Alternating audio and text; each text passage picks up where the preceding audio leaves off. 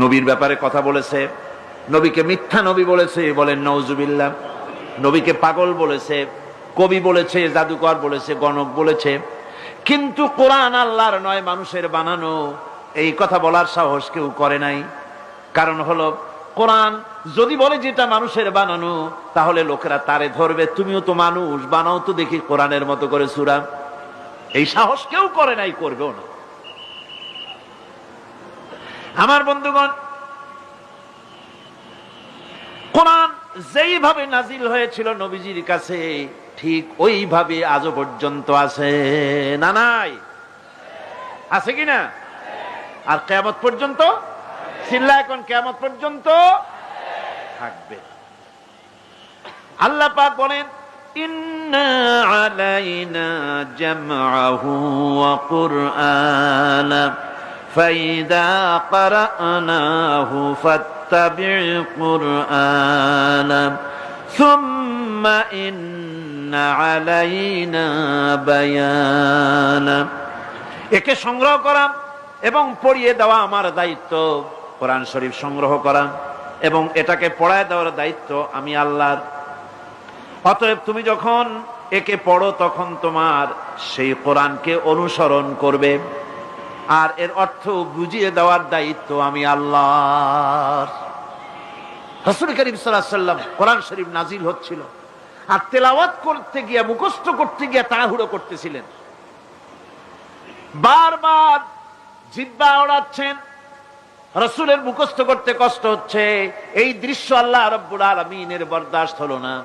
রব্বুল আলামিন তার হাবিবকে শোনালেন, লা তুহাররিক বিহি লিসানাকা লিতাজালা বিহি। নবী হে, কোরআনে কারীম মুখস্থ করার জন্য জিহ্বা এত নাড়াচাড়া করার কোনো দরকার নাই, এত পেরেশান হওয়ার কোনো প্রয়োজন নাই। আমার জিব্রাইল আপনার প্রতি যখন কোরআন অবতীর্ণ করবে, আমার জিব্রাইলের সাথে মাত্র একবার তেলাওয়াত করবেন, আপনার সিনার ভিতরে গোটা কোরআনে কারীম জামায়ে দেওয়ার মালিক আমি আল্লাহ রাব্বুল আলামিন। আমি মুখস্থ করাই দেব। হাবিব, আপনি পড়তে জানেন না, সেটা তো আমি জানি। আমি আপনারে পড়াবো, আমি আপনারে শিখাবো, আমি আপনাকে তেলাওয়াত করে ব্যাখ্যা করে বুঝাবার তৌফিক দিয়ে দেব। আর যদি আপনি ভুলে যান, সানুকরিউকা ফালা তানসা ইল্লা মা শাআল্লাহ। আমি এমন ভাবে তোমাকে পড়াবো যে অবশ্যই তুমি তা ভুলতে পারবে না। সুবহানাল্লাহ। আর আল্লাহ যদি কোনো জিনিস ভুলাতে চান, সেটা স্বতন্ত্র কথা। আমি এমন ভাবে পড়াবো তুমি ভুলবা না। সুবহানাল্লাহি ওয়া বিহামদিহি।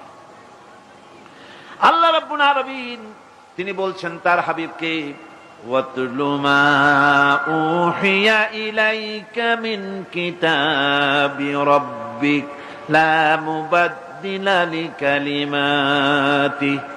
তোমার প্রতি তোমার প্রভুর পক্ষ থেকে যে কিতাব অবতীর্ণ হয়েছে তা তুমি তেলাওয়াত করো।